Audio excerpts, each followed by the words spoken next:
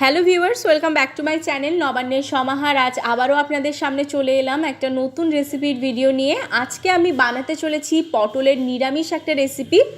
আপনারা এর আগে আমার চ্যানেলে বহু নিরামিষ রেসিপি দেখেছেন পটলের, কিন্তু আজকের রেসিপিটা কিন্তু সব থেকে আলাদা এবং খুবই টেস্টি একটা রেসিপি। চলুন দেখে নেওয়া যাক কীভাবে আজকের এই রেসিপিটা বানাচ্ছি।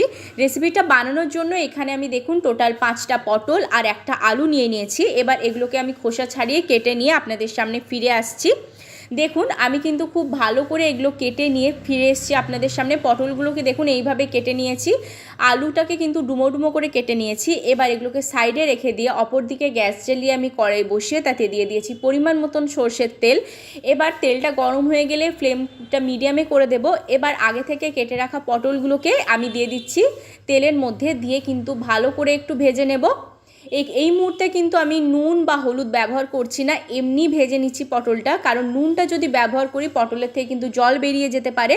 সেজন্য দেখুন পটলগুলো আমি ভেজে নিয়েছি, তুলে নিলাম একটা পাত্রের মধ্যে। আবারও ওই কড়াইয়ের মধ্যে দিয়ে দিলাম পরিমাণ মতন সর্ষের তেল।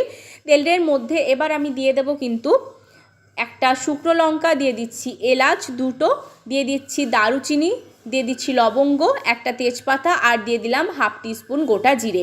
এবার এই সমস্ত উপকরণকে আমি 15 সেকেন্ড মতো ভেজে নেব। 15 সেকেন্ড ভেজে নেওয়ার পর দেখবেন এর থেকে কিন্তু খুব সুন্দর একটা গন্ধ বেরোচ্ছে। এবার এর মধ্যে আমি ব্যবহার করছি আলু, আগে থেকে কেটে রেখেছিলাম সেটা এবার এর মধ্যে দিয়ে দিলাম। আর আলুগুলো আমি এইভাবে ডুমো ডুমো করে কেটে নিয়েছি। এবার এর মধ্যে দিয়ে দিচ্ছি আমি নুনটা দিলে কিন্তু আলুটা একটু সেদ্ধ হয়ে যাবে, নরম হয়ে যাবে।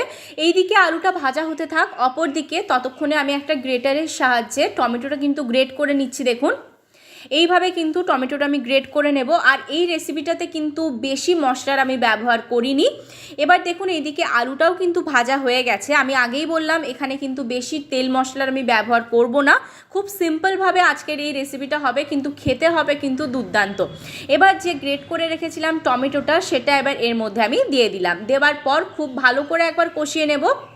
যারা এতক্ষণ পর্যন্ত আমার ভিডিওটা দেখেছেন স্কিপ না করে, তারা কিন্তু অবশ্যই একটা লাইক করে দেবেন। লাইক করে দেওয়ার পর অবশ্যই সাবস্ক্রাইব করে দেবেন যদি সাবস্ক্রাইব করা না থাকে। আর যারা আমার পরিবারে নতুন এসে আজকের এই ভিডিওটা দেখছেন, তারা কিন্তু অবশ্যই সাবস্ক্রাইব করে দিয়ে পাশে থাকা বেল বাটনের অলটা অবশ্যই প্রেস করে দেবেন। নিজের বন্ধু বান্ধব আত্মীয় স্বজনের মধ্যে কিন্তু রেসিপিটা ছড়িয়ে দেবেন, যাতে তারাও আমার রেসিপিটা দেখতে পারে। এবার এর মধ্যে দেখুন দিয়ে দিলাম আমি হলুদ গুঁড়ো, দিয়ে দিচ্ছি এখানে আমি জিরে গুঁড়ো, দিয়ে দিলাম এর মধ্যে আমি কাশ্মীরি লঙ্কার গুঁড়ো। কাশ্মীরি লঙ্কার গুঁড়োটা এখানে সম্পূর্ণ অপশনাল, আপনারা চাইলে স্কিপও করতে পারেন। শুধুমাত্র কালারের জন্য এখানে আমি কাশ্মীরি লঙ্কার গুঁড়োটা ব্যবহার করে থাকি, তবে এটা আপনারা চাইলে স্কিপ করতেও পারেন। আর সম্পূর্ণ রেসিপিটা আমি কাঁচা লঙ্কাতেই করব।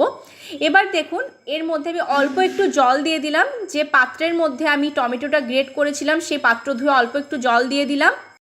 জলটা দেওয়ার পর খুব ভালো করে মশলাটা আমি কষিয়ে নেব। মশলাটা আপনারা যত ভালোভাবে কষাতে পারবেন রেসিপির টেস্ট কিন্তু তত ভালো হয়। মশলাটা কষাতে কষাতে এর মধ্যে আমি দিয়ে দিলাম আগে থেকে ভেজে রাখা পটলগুলো। এবার পটলগুলোর সাথেও কিন্তু খুব ভালো করে আগে থেকে কষিয়ে রাখা মশলাটা আবারও মিশিয়ে নিচ্ছি। এবার এর মধ্যে আমি দিয়ে দেবো কাঁচা লঙ্কা। কাঁচা লঙ্কা এখানে আমি আমার স্বাদ অনুযায়ী দিচ্ছি। ঝালের পরিমাণটা আপনারা আপনাদের স্বাদ অনুযায়ী দেবেন। কেউ বেশি ঝাল খেতে পছন্দ করেন, কেউ বা মিডিয়াম, কেউ বা একদম অল্প, সেই অনুযায়ী কিন্তু আপনারা ঝালের পরিমাণটা দেবেন। এবার এর মধ্যে দিয়ে দিলাম আমি স্বাদ অনুযায়ী নুনটা দেওয়ার পর এবার এর মধ্যে আমি ব্যবহার করছি চিনিটা দিলে কিন্তু টেস্ট খুব ভালোভাবে ব্যালেন্স হয় যে কোনো নিরামিষ রান্নাতে। আর নিরামিষ রান্নার ক্ষেত্রে কিন্তু চিনিটা আমি ব্যবহার করে থাকি, তবে এই ক্ষেত্রেও আপনাদের বলবো এটা অপশনাল, আপনারা দিতেও পারেন বা চাইলে স্কিপ করতে পারেন। কিন্তু একবার অন্তত যে কোনো নিরামিষ রান্নাতে চিনি ব্যবহার করে দেখবেন কত সুন্দর হয় টেস্টটা। এবার চিনিটা দেওয়ার পর সমস্ত কিছু একবার একসাথে মিশিয়ে নিলাম। মিশিয়ে নেওয়ার পর এই রেসিপিতে যে উপকরণটা আমি ব্যবহার করছি, এই উপকরণটা দিলে কিন্তু এই রেসিপির টেস্ট আরও দ্বিগুণ হয়ে যায়। এখানে আমি ব্যবহার করছি ছানা। আমি বাড়িতেই ছানাটা তৈরি করেছিলাম, সেই ছানাটা আমি এবার এর মধ্যে দিয়ে দিলাম। আর এই ছানাটি কিভাবে তৈরি করেছি সেটা আর আলাদাভাবে আপনাদেরকে দেখাইনি, কারণ ছানা তৈরি করতে কিন্তু আপনারা কম বেশি সবাই জানি। সেজন্য ছানাটা এবার এর মধ্যে আমি দিয়ে দিলাম। ছানাটা দেওয়ার পর ভালো করে একটু মিশিয়ে নিচ্ছি। এবার এইভাবে কিন্তু অনবরত আমি একটু নাড়াচাড়া করে নেব ছানাটা দেওয়ার পর। রেসিপিটা বাড়িতে একবার অবশ্যই ট্রাই করবেন। যে কোনো নিরামিষ দিনে কিন্তু এই রেসিপিটা একটা অনবদ্য যে কোনো কিছুর সাথে আপনারা সার্ভ করতে পারেন, যেমন গরম ভাতের সাথে এটা খুব ভাল লাগবে, রুটি, লুচি, পরোটা সমস্ত কিছুর সাথে কিন্তু খুব ভাল লাগে। এবার এর মধ্যে দেখুন দিয়ে দিলাম আমি 1 কাপ পরিমাণ জল। জলটা দেবার পর সমস্ত কিছু একবার জলের সাথে আমি মিশিয়ে নিচ্ছি। এবার এটাকে আমি 5 থেকে 7 মিনিটের জন্য মিডিয়াম ফ্লেমে একটু ঢাকা দিয়ে ফুটিয়ে নিচ্ছি। মিডিয়াম ফ্লেমেই সমস্ত রেসিপিটা আমি করেছি। আমি 7 মিনিট পর আপনাদের সামনে ফিরে আসছি। ফিরে এলাম, দেখুন 7 মিনিট পর ঢাকাটা সরিয়ে দিচ্ছি। কত সুন্দরভাবে এটা ফুটে উঠেছে, সমস্ত কিছু খুব ভালোভাবেই কিন্তু সেদ্ধ হয়ে গেছে। পটল, আলু একেবারেই সেদ্ধ হয়ে গেছে। আর আপনারা বাড়িতে যখন রেসিপিটা ট্রাই করবেন তখন দেখতেই পাবেন কত সুন্দর একটা স্মেল বেরোয় এর থেকে, আপনারা নিজেরাই বুঝতে পারবেন। এবার এর ওপর থেকে আমি ছড়িয়ে দিচ্ছি ঘি।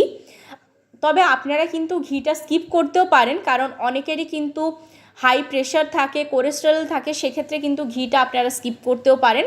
এবার এর মধ্যে দিয়ে দিলাম আমি গরম মশলা, গরম মশলার গুঁড়োটা ব্যবহার করলাম। এবার ভালো করে একবার নাড়াচাড়া করে নিচ্ছি।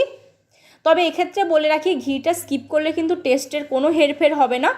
এবার দেখুন আমার রেসিপিটা একদম রেডি। এই রেসিপিটা আমি সার্ভ করে দিয়েছি। রেসিপিটা আপনাদের কেমন লাগলো আমাকে অবশ্যই একবার কমেন্ট করে জানাবেন।